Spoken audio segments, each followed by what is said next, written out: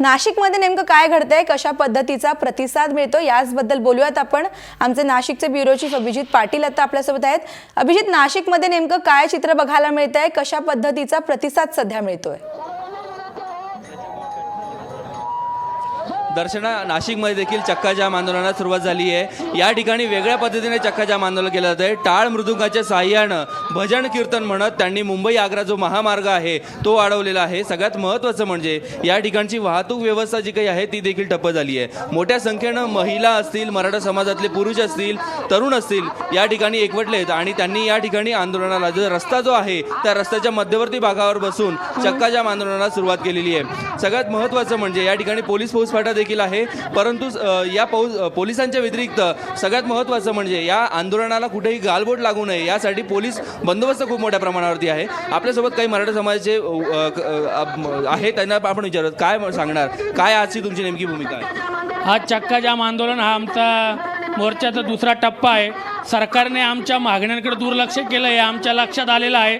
त्याच्यामुळे सरकारला चक्काजामच्या माध्यमातून आम्ही इशारा देऊ इच्छितो, या पुढील काळामध्ये जर आमच्या विचारांची तुम्ही दखल घेतली नाही तर मराठा समाज काय करेल हे आम्ही तुम्हाला सांगणार नाही। याला सर्वस्व तुम्ही जबाबदार असेल, हा आम्ही चॅनलच्या माध्यमातून सरकारला इशारा देऊ इच्छितो।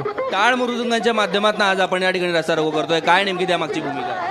मराठा समाज हा मुळातच शेतकरी वर्ग आहे, म्हणजे हा धर्म धरून चाललेला, संस्कृती धरून चाललेला आहे। आज हा महाराष्ट्र मराठा समाजांचा आहे। मराठा समाज हा महाराष्ट्रामध्ये हा तो शेतकरी हा महाराष्ट्राचा मूळ एक भाग आहे आणि तो शेतकरी हा त्याच्या मागण्यांसाठी रस्त्यावर उतरतो आहे। ही खऱ्या अर्थाने एकदमच चुकीची बाब आहे। सरकारने ह्या गोष्टीकडे दुर्लक्ष केलेलं आहे, कारण शेतकऱ्यांचं कर्ज माफ करणे ही देखील आमची मूळ मागणी होती, त्याकडेही सरकारने दुर्लक्ष केलेलं आहे। आरक्षणावरही दुर्लक्ष केलं आहे आणि श्रद्धावरही दुर्लक्ष केलेलं आहे। त्याच्यामुळे सरकारला आम्हाला हा चक्काजामच्या माध्यमातून इशारा द्यायचा आहे। अगदी खरं दर्शना, आपण बघतोय आडगाव नाक्यावरची ही परिस्थिती आहे। याचप्रमाणे नाशिक शहरामध्ये इतर 3 ठिकाणी देखील अशाच प्रकारचं रास्ता रोको आंदोलन केलं जातंय, चक्काजाम आंदोलन केलं जातंय।